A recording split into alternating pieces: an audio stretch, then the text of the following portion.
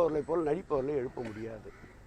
ஒரே ஒரு கூற்றுத்தான், பாதிக்கப்பட்ட அந்த பெண்ணுக்கு தேவையான நிவாரணத்தை அதற்குண்டான குற்ற நடவடிக்கையில் ஈடுபடுபவர்கள் மீது குற்ற நடவடிக்கையின் வாயிலாக தண்டனை பெற்று தருவதில் இந்த ஆட்சி எல்லளவும் பின்வாங்கவில்லை.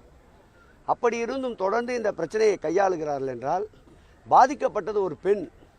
அந்த பெண்ணுடைய வருங்காலத்தை நினைக்காதவர்கள்தான் இப்படி இந்த பிரச்சனையை ஊதி ஊதி பெரிதாக்குகிறார்கள். நான் குற்றம் சுமத்துவதை சொல்லுகிறேன்.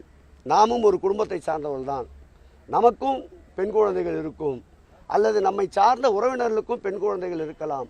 தொடர்ந்து இப்படி ஒரு இழிச்சொற்களை பயன்படுத்தி அந்த பெண்ணினுடைய வருங்காலத்தை குலைக்க செய்கின்ற இவர்களை நிச்சயமாக வருங்காலம் ஏற்றுக்கொள்ளாது.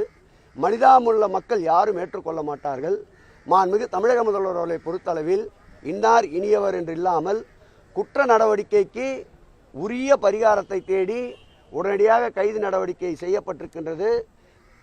ஜாமீனிலே வெளிவராத அளவிற்கு பல்வேறு கடுமையான செக்ஷன்களின் கீழ் வழக்கு பதிவு செய்யப்பட்டிருக்கின்றது. ஆகவே நிச்சயம் தமிழகத்தை பொறுத்தளவில், தமிழக மக்களை பொறுத்தளவில் நீதி தவறாத, பெண்களுக்கு முழு பாதுகாப்புள்ள ஒரு ஆட்சியாக இந்த ஆட்சியை கருதுகிறார்கள். இன்றைக்கு நீதிமன்றம் கடுமையாக கண்டித்திருக்கின்றது. இதன் பிறகாவது இவர்களுடைய போக்கை மாற்றிக்கொள்ள வேண்டும். இல்லை என்றால் இப்படிப்பட்ட அவதூறை கலப்புகிறவர்களுக்கு 2026ஆம் ஆண்டு காத்து கொண்டிருக்கின்றது.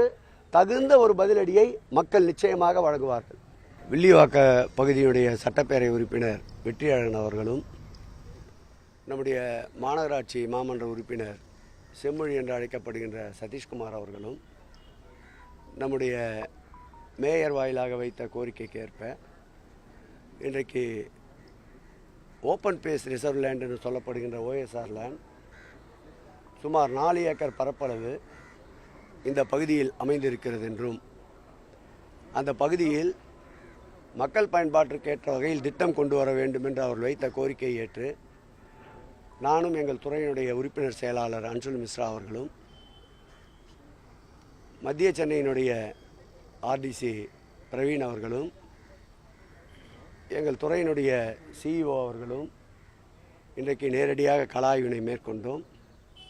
இந்த 4 ஏக்கர் பரப்பளவு கொண்ட இந்த இடத்தில் பல்வேறு சிறு சிறு பணிகள் நடைபெற்றிருக்கின்றது. இவை அனைத்தையும் ஒருங்கிணைத்து ஒரு பிரம்மாண்டமான அளவில் மக்கள் பயன்பாட்டிற்கு ஏற்ற வகையில் ஒரு திட்டமிடுதலை ஏற்படுத்த வேண்டும் என்ற கோரிக்கைக்கு ஏற்ப பல்வேறு வகையில் இந்த பகுதியிலே வசிக்கின்ற மக்களுக்கு ஒரு என்டர்டைன்மெண்ட்டும், அதேபோல் உடற்பயிற்சிக்கு முக்கியத்துவம் அளிக்கின்ற வகையில் உடல் நலம் பேணி பாதுகாப்பதற்குண்டான கட்டமைப்பு உருவாக்கப்பட இருக்கின்றது. இதற்கு முன்பு அண்ணாநகர் ஷனாய் நகரிலே ஒரு மிகப்பெரிய ஒரு 4 ஏக்கர் பரப்பளவில் ஒரு கால்பந்து மைதானமும் அதேபோல் கூடைப்பந்து மைதானமும் அமைக்கின்ற பணியை பார்வையிட்டு வந்திருக்கின்றோம். இதைத் தொடர்ந்து கொளத்தூர் பகுதியிலே 53 கோடி ரூபாய் செலவிலே கட்டப்பட்டு வருகின்ற வண்ண மீன்கள் மையத்தை பார்வையிட செல்ல இருக்கின்றோம். அதைத் தொடர்ந்து SBI தமிழ்நாடு விளையாட்டு மேம்பாட்டு ஆணையத்தின் சார்பில் நடைபெறுகின்ற நீச்சல் குளம், குத்துச்சண்டை அரங்கம் உட்பட 7 கோடி ரூபாய் செலவிலே நடைபெற்றிருக்கின்ற பணிகளை பார்வையிட இருக்கின்றோம். இந்த வகையில் திராவிட மாடல் ஆட்சி ஏற்பட்ட பிறகுதான் மாண்புமிகு தமிழக முதலமைச்சர் அவர்களும் தமிழ்நாட்டுடைய துணை முதலமைச்சர் அவர்களும் பயன்பாட்டில் இல்லாமல் இருக்கின்ற அனைத்து இடங்களையும் மக்கள் பயன்பாட்டிற்கு கொண்டு வருகின்ற வகையில் பூங்காக்கள், அதேபோல் விளையாட்டு திடல்கள், நீச்சல் குளங்கள் போன்றவற்றை ஏற்படுத்துகின்ற நல்லதொரு சீரிய முயற்சியில் ஈடுபட்டிருக்கின்றார்கள். அந்த வகையில்தான் வடசென்னை வளர்ச்சி திட்டமும் எடுத்துக்கொள்ளப்பட்டிருக்கின்றன. வரலாறு காணாத வகையில் சென்னை பெருநகர வளர்ச்சி குழுமத்தை பொறுத்தளவில் அதற்கு தந்தை என்றால் முத்தமிழறிஞர் கலைஞர் அவர்களை குறிப்பிடலாம். அவர் வழியில் இன்றைக்கு இந்த துறையில் இதுவரையில் எடுத்துக்கொள்ளப்படாத அளவிற்கு 2 ஆண்டுகளில் மாத்திரம் 192 பணிகள் மேற்கொள்ளப்பட்டு வருகின்றன. வடசென்னை வளர்ச்சி திட்டத்தில் சுமார் 2000 கோடி ரூபாய் அளவிற்கு வளர்ச்சி திட்ட பணிகளை மேற்கொண்டு வருகின்றோம். 228 பணிகள் சுமார் 6000 கோடி ரூபாய்க்கு அதிகமான பொருட்செலவிலே பணிகள் மேற்கொள்ளப்பட்டிருந்தாலும் அதில் குறிப்பிட்டு சென்னை பெருநகர வளர்ச்சி குழுமம் 2000 கோடி ரூபாய் அளவிற்கு வளர்ச்சி திட்ட பணிகளை மேற்கொண்டு வருகின்றது.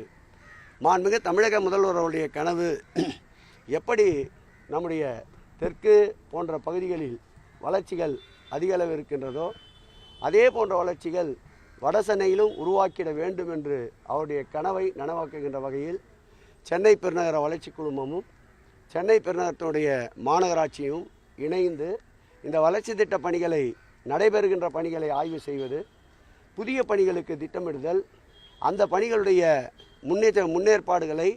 முன்னேற்றத்தை தொடர்ந்து ஆய்வுகள் மேற்கொள்வது என்பது தொடர் முயற்சியாக எந்த ஆட்சி காலத்திலும் இல்லாத அளவிற்கு இந்த ஆட்சியில் அனைத்து துறைகளும் ஒருங்கிணைந்து வட சென்னையை வளமான சென்னையாக, வாடா சென்னையாக மாற்றுவோம் என்ற கொள்கையோடு மக்கள் பணி ஆற்றிக் கொண்டிருக்கின்றோம். நிச்சயம் 2025ஆம் ஆண்டு இறுதியில் பல்வேறு பணிகள் மக்களுடைய பயன்பாட்டிற்கு சென்றடையும் என்பதை மகிழ்ச்சியோடு தெரிவித்துக் கொள்கிறோம்.